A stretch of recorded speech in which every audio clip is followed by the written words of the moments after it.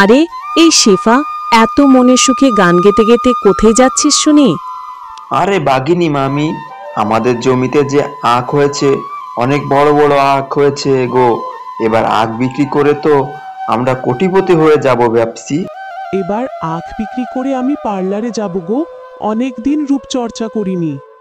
কিন্তু এইভাবে গান গেয়ে গিয়ে অন্যের গান গাছড়া পালা কেন করছিস?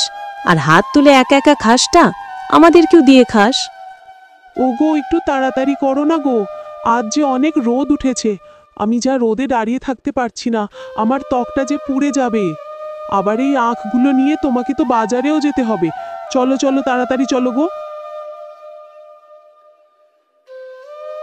আরে সবাই আসুন, টাটকা আখের রস খান, মিষ্টি ঠান্ডা শরবত।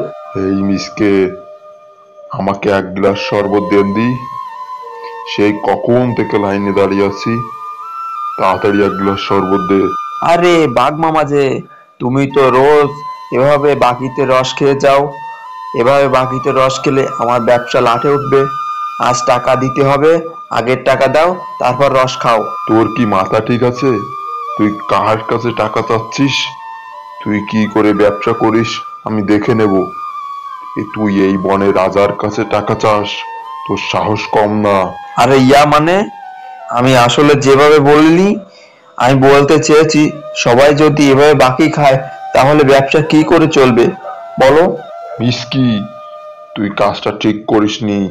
তুই কি করে জমি এনে ব্যবসা করিস আমি দেখে নেব। গিন্নি, আজ এই মিসকে শিয়ালকে আমার রাশের জন্য টাকা চেয়েছে, কল্পনা করো। আমি বলি কি, আজই রাতে ওদের আখের বাগানে গিয়ে ওদের সমস্ত আখ চুরি করে নিয়ে আসব। এরপর মন ভরে আখও খেতে পারবো, আর বাকি আখ বিক্রি করে টাকাও ইনকাম করতে পারবো। হ্যাঁ গো, তুমি তো বুদ্ধিটা ভালোই দিয়েছ। তোমার বুদ্ধির জবাব নেই, এজন্যই তো আমি তোমার বুদ্ধিতে চলি।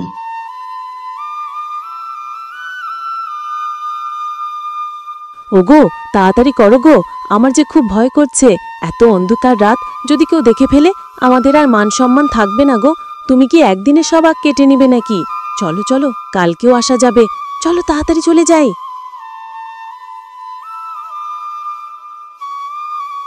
ওগো, আমাদের এত বড় সর্বনাশ কে করলো গো?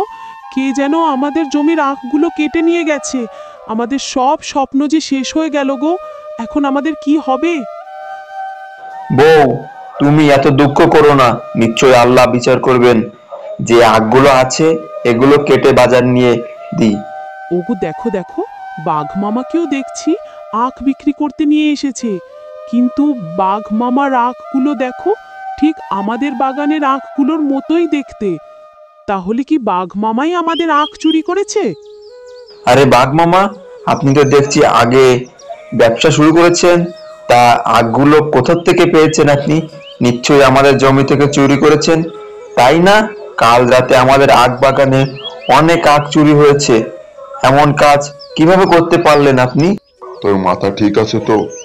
তুই কার সাথে কথা বলছিস ভুলে গেলি তো? আমি তোদের বাগান থেকে আখ আনবো কেন? এই বনে কি আখের চাষ করে না কেউ? আমি অন্য কারো জমি থেকে আখ কিনে ব্যবসা করতে পারি। ওগো, আমার মাথায় একটা বুদ্ধি এসেছে। আমাদের অবশিষ্ট যে আখগুলো বেঁচে আছে সেগুলো আমরা পুকুরে এনে রোপণ করি, আর পুকুরে ইলেকট্রিক শকের ব্যবস্থা করে রাখবো। আখ চুরি করতে যে আসবে আমরা তাকে হাতে নাতে ধরতে পারবো, আর তার উচিত শিক্ষা দেব।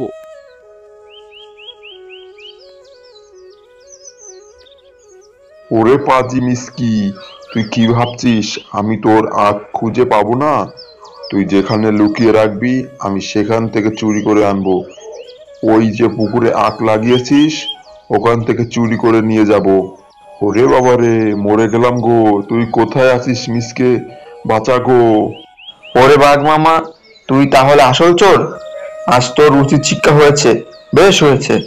ওরে ভাগ্নি, আমাকে একবারের মতো মাফ করে দে। আমাকে বাঁচা ভাগ্নে, বাঁচা। আমি আর কখনো চুরি করব না, আমার শিক্ষা হয়ে গেছে। হ্যালো বন্ধুরা, গল্পটি যদি ভালো লেগে থাকে চ্যানেলটিকে সাবস্ক্রাইব করে দাও এবং পাশে থাকা বেল আইকনটিতে প্রেস করে দেও। আর প্রতি সপ্তাহে নতুন নতুন ভিডিও দেখার জন্য আমাদের পাশেই থেকো। ধন্যবাদ।